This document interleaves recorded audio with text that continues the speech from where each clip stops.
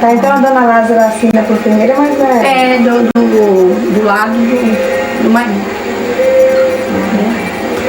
Francisca, você está doando essa calça aqui, né, para o Centro Cultural. Gostaria que você explicasse para nós sobre essa calça, quem fabricou, qual era o sistema, qual é a família, quem usou, qual foi o corpo que usou essa calça durante tanto tempo, o significado que ela tem para você e para sua família. Então, Joana, para mim tem um significado muito grande, inclusive até me emociona, né, falar de quem usou? Quem fez isso aqui, né, que foi minha mãezinha fiou os fios, minha mãezinha teceu, minha mãezinha costurou e meu pai usou durante muito tempo. Então isso tem um valor muito grande.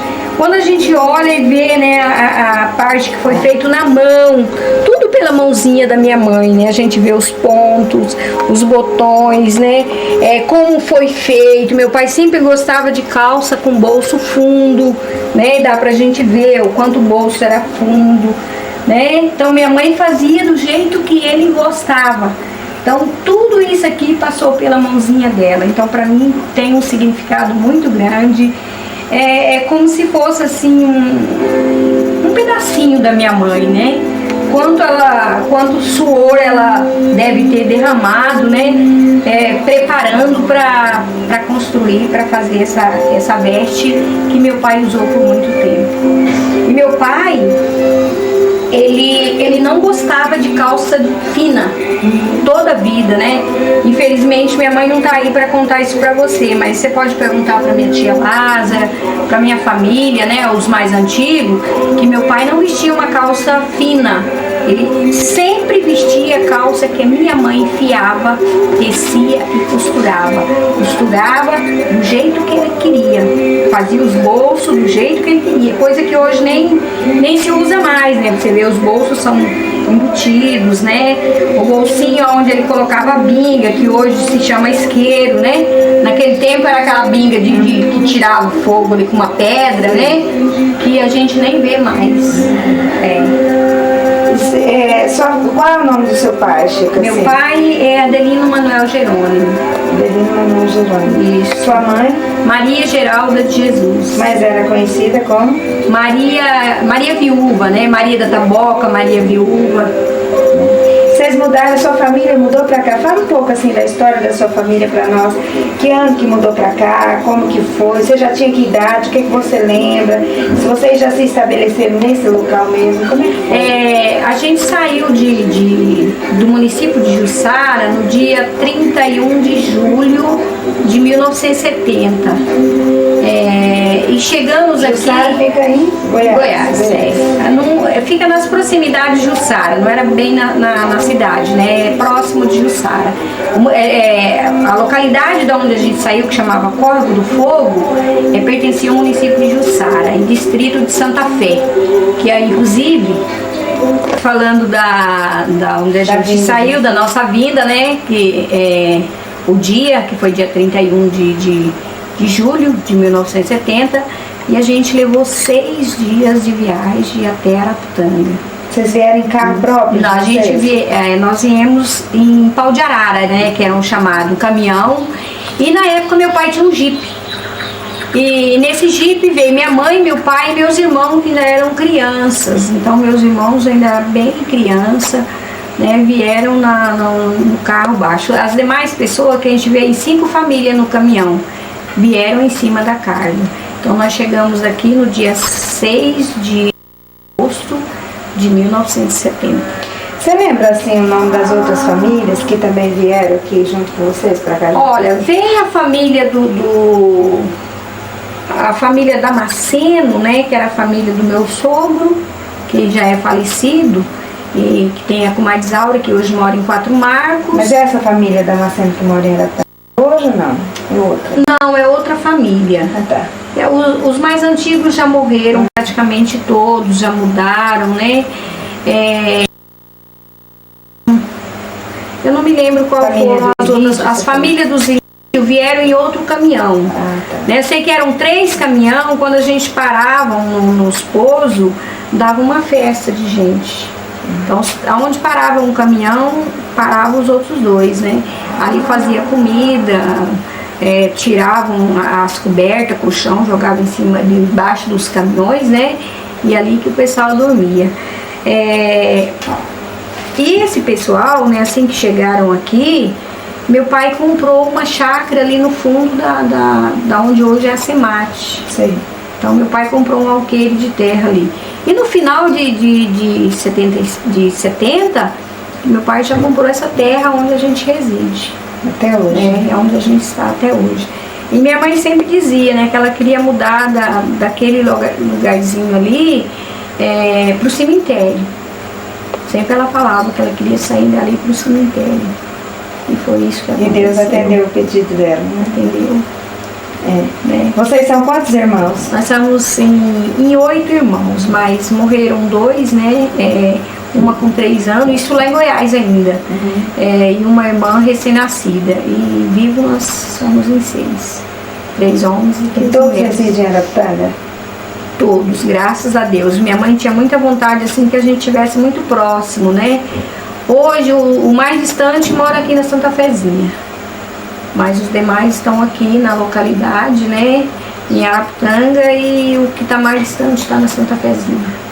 Vocês vieram de Goiás, vocês têm a tradição de folia de reis, né, em Araputanga. Graças a Deus. Vocês trouxeram essa herança de lá, aprender, você particular, é muito devota de Santo Reis e segue essa cultura. Você aprendeu isso com seus pais? Conta um pouco pra gente sobre essa... Com meu pai, meus pais, né? Eu fico pensando assim, olha, a importância da família, gente, o quanto a família é importante. Você é aquilo que a família da gente transmite. Hoje eu paro assim e fico pensando, eu aprendi a rezar. Minha mãezinha, antes da gente deitar, ela falava: filha, vem cá, vamos aprender a rezar o Pai Nosso? Vamos aprender a rezar a Ave Maria? Hoje você vai rezar por me ver se você já sabe, né? Então minha mãe que me ensinou isso e meu pai. Meu pai tinha uma devoção, quanto ele e minha mãe, uma devoção muito grande com os 3 reis, com o Divino Pai Eterno. E eu desde criança, eu via assim, meu pai e minha mãe receber muitas graças, através da fé que eles tinham nos 3 reis e também Divino Pai Eterno. Quantas vezes meu pai lá em Goiás, né, ele ia de carro de boi para a festa da Trindade. Né? E meu pai era assim, quando chegava a folia de reis na nossa casa, a gente tinha que receber a bandeira de joelho.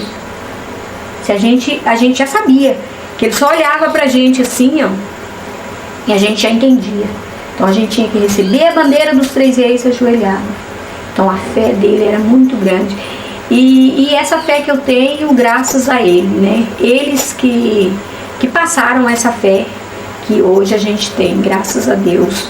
Uma coisa assim que para mim, hoje a gente vê a importância da família, o quanto a família marcam a gente, o que a gente deve aos pais. Porque graças a Deus, meus pais, a gente não é perfeito, né? Eu sei que eu não sou uma pessoa, poderia ser uma pessoa melhor do que eu sou. Mas se eu tenho alguma qualidade, eu devo isso a meus pais que me ensinou. A honestidade, a fé. Nossa, é uma coisa assim que é até difícil a gente Quando vocês chegaram, aqui não tinha a cultura já tinha muitos goianos, pela que a gente sabe. Aqui Araputanga sempre foi uma cidade dos goianos, né? Dos goianos. Assim, pelo que a gente fala, em 63, 64, 62 vieram muitas famílias goianas. Mas já tinha a tradição de Santo Reis ou foi vocês que trouxeram? Olha, eu não me lembro, mas geralmente tinha algumas pessoas, né? A família do Zilídio mesmo. O Sr. João Elídio era um tirador de folia. E um mestre de folia, mas de primeira.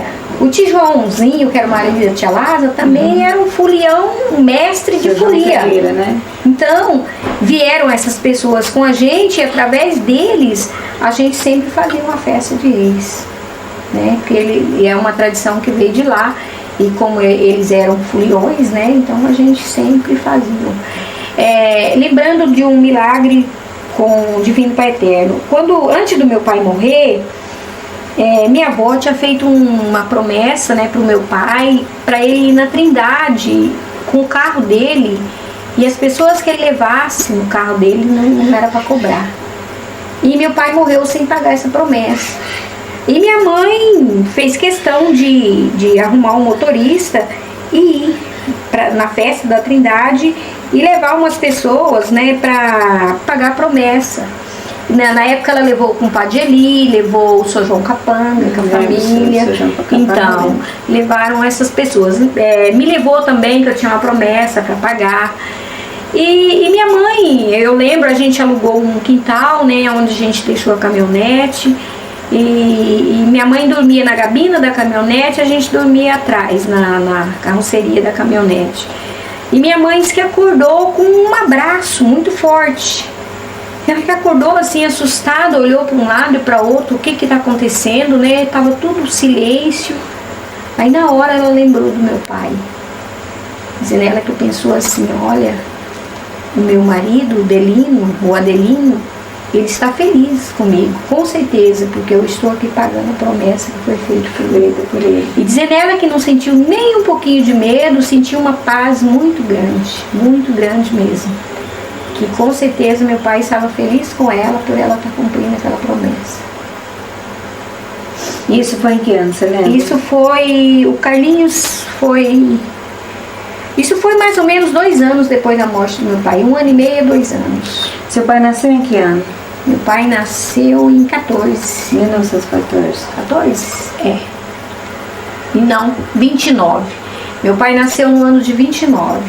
E minha mãe no ano Meu pai nasceu dia 5 de março de 1929. E minha mãe nasceu no documento dela era 31 de maio de 1933. Mas dizendo ela que tinha aumentado a idade dela. Tá. E ele morreu em 1977. 77. Aqui em Araputanga. Aqui em Araputanga. Você também está doando isso aqui. Fala para nós o que é isso, o significado. Isso aqui, eu acho que muitas pessoas nem conhecem. Isso aqui é chamado de capa ideal, né? Antigamente, as pessoas, quase que o meio de transporte mais usado era o cavalo, né? E isso aqui era para proteger tanto do frio quanto da chuva.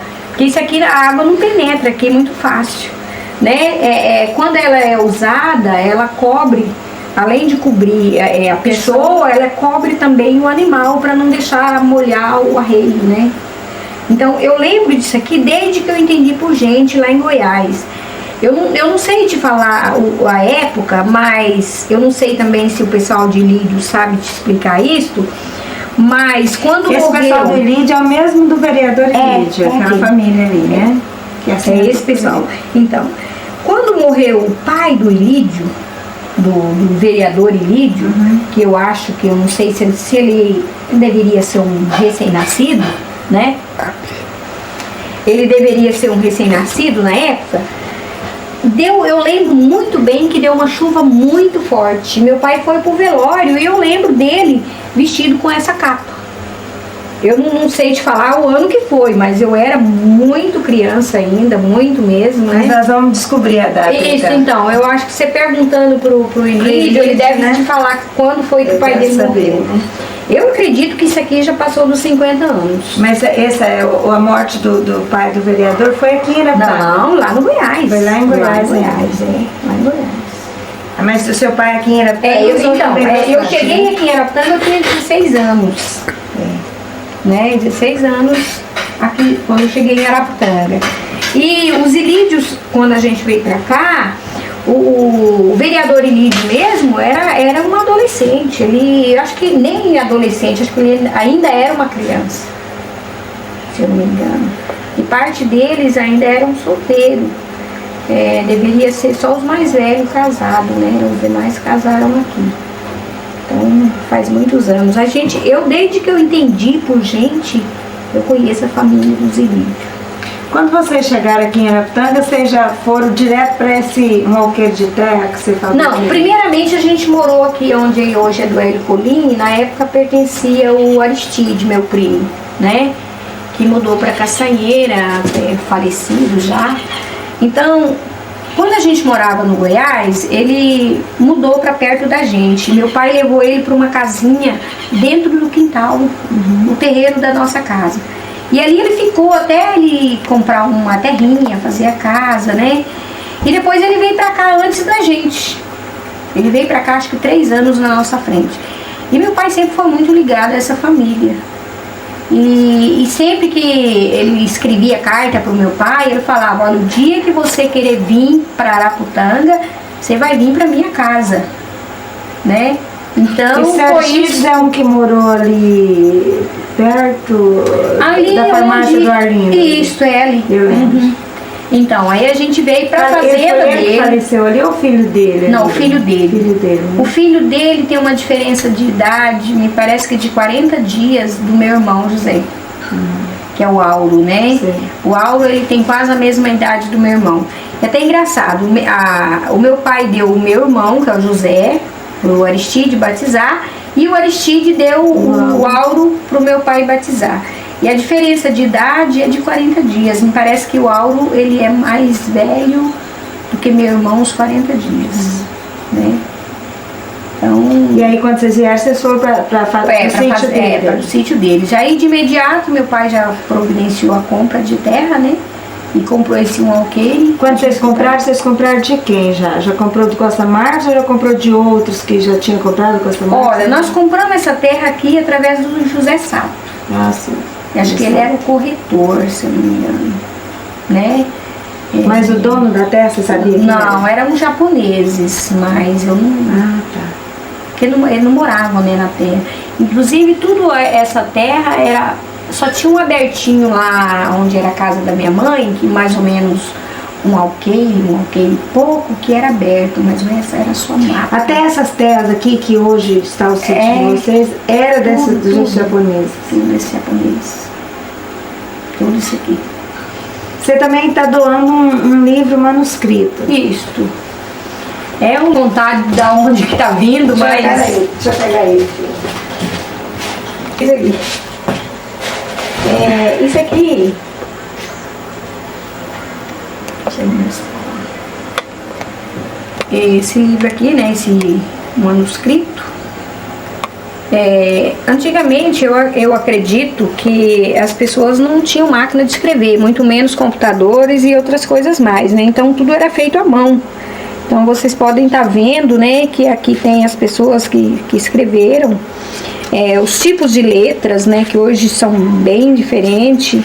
E esse livro, ele deve ter uma média de uns 60, 70 anos, daí pra lá. Isso aqui é uma criança, pegou ele uma vez e destruiu. Mas você aprendeu nesse tipo de livro ou não? Já era cartilha? Não, quando eu aprendi, a minha professora na época, ela ensinava primeiramente carta de mão. O que era carta de mão? Primeiro a gente aprendia o alfabeto, depois do alfabeto você aprendia a ler babê, bibobu, bom, e aprendia todas as famílias silábicas. Depois a gente passava a leitura de cartas, a leitura, outros tipos de leituras, né? E a gente fazia também, na época que eu estudei, a leitura do manuscrito, né? Então quando a gente aprendia a ler, as primeiras leituras na época que eu aprendi, tinha muito a ver com o manuscrito. A gente conhecia, né, os tipos de letras. Então que a gente pode ver que tem várias, olha aqui mesmo, né, que letras. Quando você chegou aqui, você já foi direto, você já tinha que estudo, ou você foi estudar, em qual escola você estudou? Porque quem te convidou para dar aula? Porque você foi também, assim, professora, já é até professora aposentada. Conta um pouco dessa parte de educação para nós. Eu fiz, na época, eu fiz admissão, falavam, né, que é a 5ª série. Lá em Goiás? Lá em Goiás. E tudo muito rápido. Eu fico imaginando, meu Deus, mas é verdade tudo isso? Eu fazia 2 anos em um só. Lá, na época que eu estudei, o professor, ele te dava as atividades. Se ele vesse que você já tinha adquirido o conhecimento básico daquela série, você, no mesmo ano, você já ia para outra série. Não era aquele negócio de estudar o ano inteiro numa série só. Então, com mais ou menos 3 anos de estudo, eu fiz até a admissão, né, que é a 5ª série. E eu vim para Araputanga com a 5ª série. E chegando aqui, na época tinha uma dificuldade muito grande, não tinha professor. E o meio rural, naquela época, tinha muitas famílias. E as famílias tinham muitos filhos, né? Diferente de hoje. E aí o Sato, assim que nós chegamos em Araputanga, a gente conheceu o Sato, o professor Aristide. E na época eles eram vereadores. E a nossa região pertencia a Mirassol. E eles me convidaram para dar aula. Eu não tinha nenhuma documentação de escola, só tinha o meu conhecimento, mas não tinha documento. Aí eu fiz um teste na escola João Sato e eles me deram um comprovante, né? E eu comecei a trabalhar em 77 na escola da Taboca. Lá eu trabalhei o ano de 77, aí com a morte do meu pai eu fui para Cuiabá, fiquei em Cuiabá 2 anos. Retornei e em 82 eu recomecei, mas trabalhando particular, né? Em 83 eu me ingressei novamente na prefeitura de Araputanga e aí eu comecei a estudar novamente. Eu comecei a fazer, na época era o Logos, eu trabalhava, depois do trabalho eu ia para Araputanga, a Palmira era Mas uma das continuou dando aula na Taboca? Na Taboca, isso. A Palmira era uma das orientadoras do Logos, né? Logos 2 que falavam na época. E aí eu terminei o magistério, né? E depois de um certo tempo, eu vi assim a necessidade de estar melhorando, né? Porque eu acho que na época, quando eu tinha o magistério, era muito, porque eu lembro bem disto, a maioria das pessoas sabia que a única professora que tinha magistério, que trabalhava no meio rural, era eu. Então, para mim, era muita coisa, né? Mas aí, devido à necessidade, eu falei, não, preciso fazer uma faculdade. E fiz, comecei fazendo letras em Cuiabá, na Unic, mas estava muito pesado, né, muito difícil. Aí, com o surgimento da Univag em Avaí, eu concluí a pedagogia, né. Em seguida já fiz a pós-graduação e hoje, graças a Deus, já estou aposentada. E aí você veio dar aula em Araputanga também, quando fechou a escola da Taboca? Na época se eu não me lembro, se eu não me engano, me parece que do Dr. Luiz. Não, na época do na época do Dr. Luiz, ele já foi assim diminuindo as escolas rurais, né? Porque as escolas rurais, elas trabalhavam assim, era multisseriado, era muito difícil trabalhar. Então o professor tinha que ter assim, uma habilidade, saber trabalhar, porque não era fácil. Eu mesmo, os alunos que eu alfabetizei na escola da Taboca, a maioria deles, eu trabalhava às vezes com as 4 séries numa sala só. Ali eu tinha a primeira, tinha a segunda, terceira e quarta série. E eu dava atenção a todas as séries. Trabalhava com as 4 turmas ao mesmo tempo. Por quê? Tinha aluno que dependia do irmão para vir para a escola. Às vezes o irmão era a primeira e ele era da quarta. O outro irmão dependia do outro, um era a segunda, o outro era a terceira. E até mesmo o número de alunos, né? O número de alunos foi reduzindo, as pessoas foram mudando para a cidade, né? Aí a gente teria que trabalhar dessa forma. Mas eu acredito que com o pouco estudo que eu tinha, sempre o que eu fiz assim com uma força de vontade muito grande, com muito amor mesmo, muita dedicação. Eu sei que eu não fui 100%, mas hoje eu tenho a alegria de dizer que tem pessoas que estudaram comigo até a 4ª série na escola da Taboca, que hoje são advogados, né? Outros que já terminaram faculdade, outros que nem o meu sobrinho mesmo trabalha no banco, já fez uma faculdade, já vai fazer uma outra. E que nunca tiveram assim nenhum empecilho durante os estudos, né? Dificuldades. Dificuldade. Então, a gente sabe que foi um trabalho difícil, mas com esforço a gente tentou fazer o melhor, né, para esses alunos. Olha, Foi de tem seu uns pai, que esse traçador? foi. Tem uns que falam gurpião, outros falam traçador. É. Mas tudo significa um mesmo objeto, né? Esse traçador eu ajudei muito meu pai a traçar madeira, né? Onde ele tem um cabo, um pega de um lado, outro do outro, né? E ali enquanto um puxava, né, de um lado, o outro tinha que soltar a mão, né?